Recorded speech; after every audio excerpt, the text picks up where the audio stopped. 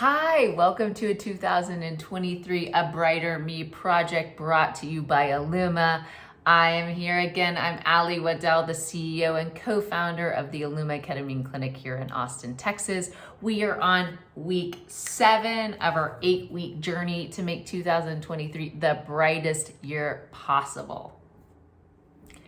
Each week I've been sharing with you a Brighter Me building block. These are my favorite tools and exercises to help you understand yourself on a different level and also to shine your brightest this year. So let's jump into week 7. This week we're talking about bright light bookends. So what that is your morning and evening routines. And if you've been in the world, if you've seen stuff that personal growth experts and high performers put out, you've probably heard somebody tell you, you need a morning routine. Well, here we go. You need a morning routine. Everybody needs a morning routine, and I would say everyone needs an evening routine. These bookends really will transform how the rest of your day goes, because how we start things and how we end things are key opportunities to tone our nervous system and our emotional system of how we're going to show up throughout the day.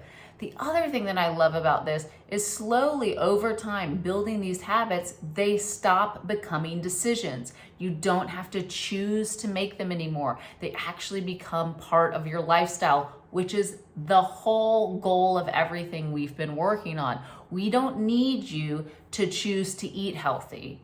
We need you to just eat healthy because that's what we do. We don't need you to work out. We need you to take care of yourself because you love your body. We don't need you to meditate because meditation is good for you. We need you to take care of your nervous system, your emotional regulation, and your mental health, because that's how you know that you show up the best. So the goal with all of these is to build in these habits that become real lifestyle changes over the long term. And how we do that is baby steps. And remember, adding small things in that will elicit large changes over time, because what we're really going for is consistency long term. Remember, this is a lifelong exploration of self. And that's what our goal is with these bookends. So one of the keys to having bookends that actually are work long time and that are sticky, is what I want to call them, is finding stuff that you really like and that is helpful for you. And also, this is so individualized. This needs to be custom for you. You do not need to build a morning or an evening routine that I want to do, that your partner thinks you should do, that some random person on the internet thinks you should do, that Tony Robbins thinks you should do. There are some keys that tend to be good for most people, and I've created a really great list for you to key into, but there might be things that I haven't thought of.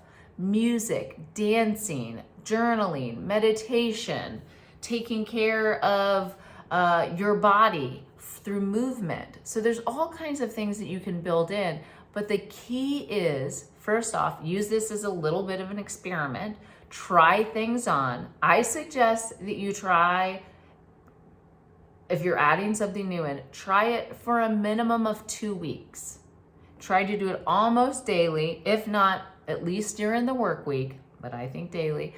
But try it on. Try it on for longer than maybe you would think you would want to do it. So if you initially do it and you're like, I don't really like that, try it on for a little longer than you want, because you might get into a place where you start to elicit change and then you become accustomed to it and you start to like it. But again, if you try something that everybody else says, oh my God, this is a game changer, I can't even believe, and you try it and you don't like it, guess what? You don't need to do it. But you do need to do something. So that's the key.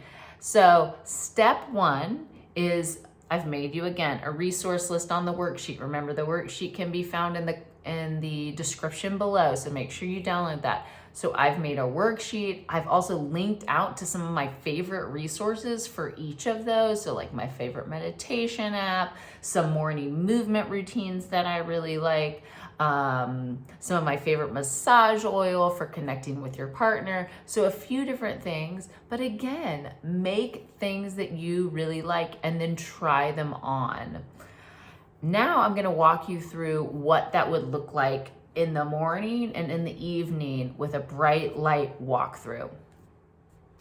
So I've written out some walkthroughs for your morning and your evening routine because I thought it could be helpful to really see how I personally incorporate these in my life and how I've had clients incorporate them into their lives and how I've found it to be the most successful. One of the things that you have to remember when you're building a routine is where you do it and how you do it are very important. Your nervous system is such routine driven. And so doing the same thing in the same place, in the same way, will make things so much stickier than they would be if you're just kind of doing it willy-nilly. So tying things into certain times of day or certain items or certain things will really change how easy these things are to maintain typically. So what I like to do, and I'm just gonna give you through the walkthrough, all of this is listed on the worksheet. So the walkthrough for the morning routine is upon waking, I'm gonna give you kind of two options. But you want to, as soon as you wake up, 3 really big breaths. And remember, our goal with breathing is breathing into our diaphragm. So that's belly and then ribs, and you're trying not to breathe into your shoulders. So remember, deep, deep belly breaths. So you're gonna do 3 big breaths. And with each breath, you're gonna think of something you're grateful for. I know your brain is just turning on, but I'm telling you, if you can bathe your brain in some gratitude to start out, your day's starting out on a good step. So a lot of times you can do this in bed, or what I do is as soon as my feet hit the floor, that's when I do my 3 breaths. And it's a physical reminder to start that routine. That takes, I don't know, 10 seconds, 12 seconds if you're breathing slowly, 15 if you're breathing real slowly. So you wanna really tie it in. So either in bed or as soon as your feet hit the floor, 3 big breaths. 3 and whatever you're grateful for. So really focusing on that gratitude first thing in the morning. Then of course, we all need to go take care of our human businesses and go to the bathroom, anything you're not gonna have to do in the morning. Then step 2 is going to be get hydrated. Hydration is so vitally important, and the vast majority of you are very underhydrated. So I suggest drinking 24 to 36 ounces of water, if possible, every morning.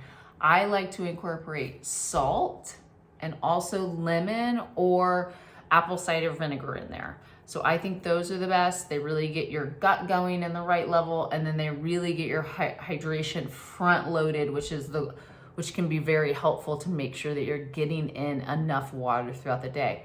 I've also included on the worksheet a video that I'm gonna warn you was made many years ago by me about my magic morning tonic. And this is a tonic that I drink a version of still to this day. It incorporates turmeric and ginger and some black pepper and salt and water.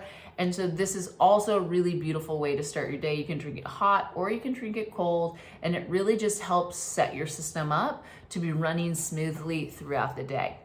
So then you're gonna have your tea or your water, and then you're going to go to wherever you're going to do your morning routine. This is the thing. Find a place. Figure out where your happy space is in your house, in your bedroom. I start with my journaling, so I sit at a desk in our living room while I'm drinking my morning tonic and I journal.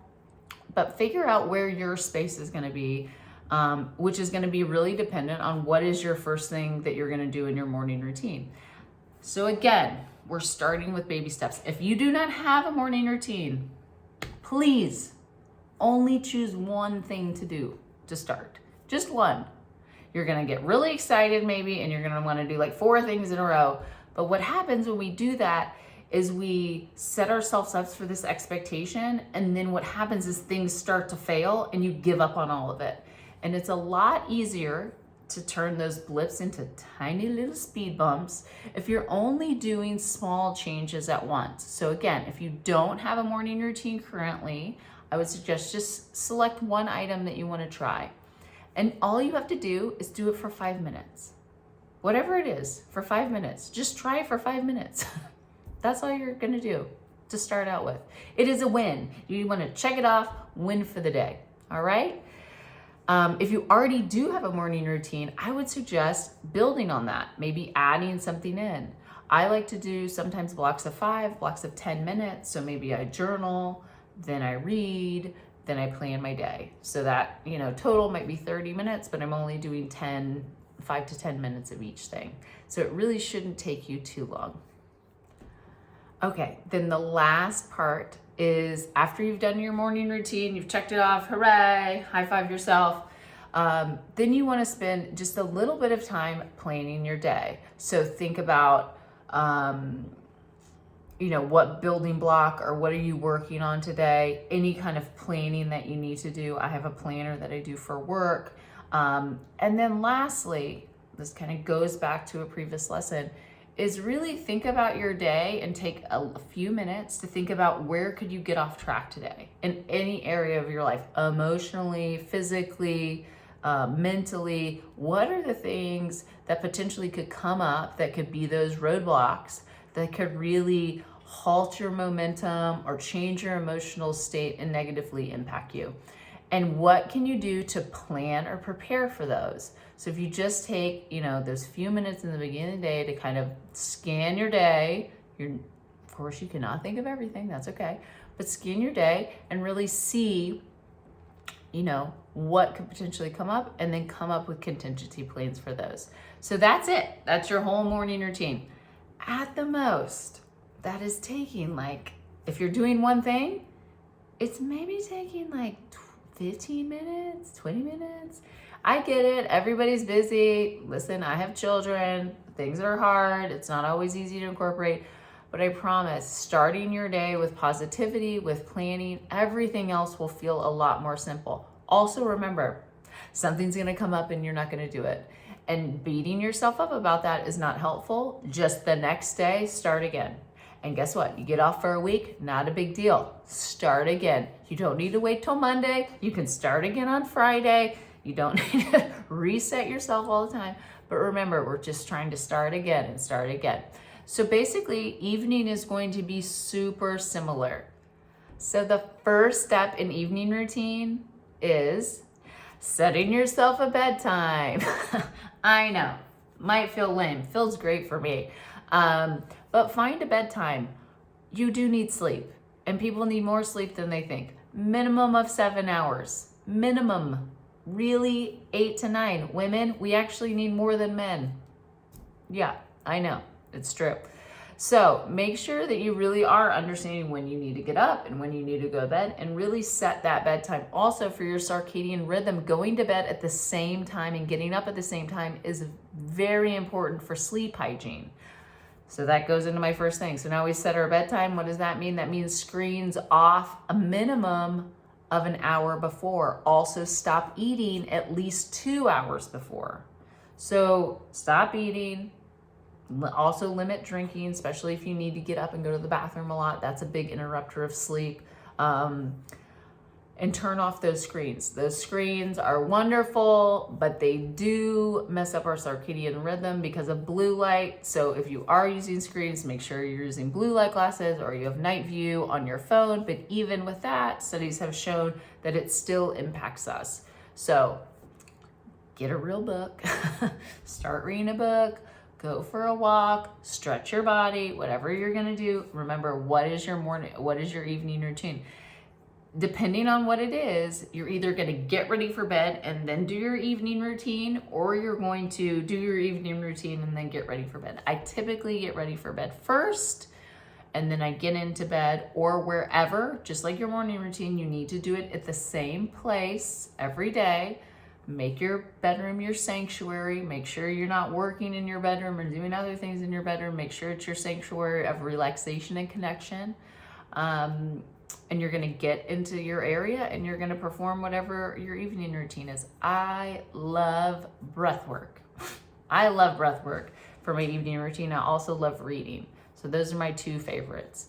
Again, if you don't have a more evening routine right now, pick one thing, do it for 5 minutes. It doesn't have to be any big deal, but pick one thing. And if you already do have an evening routine and you wanna build it out more, use some stuff for the list or come up with your own things and kind of start to add on to that evening routine you already have.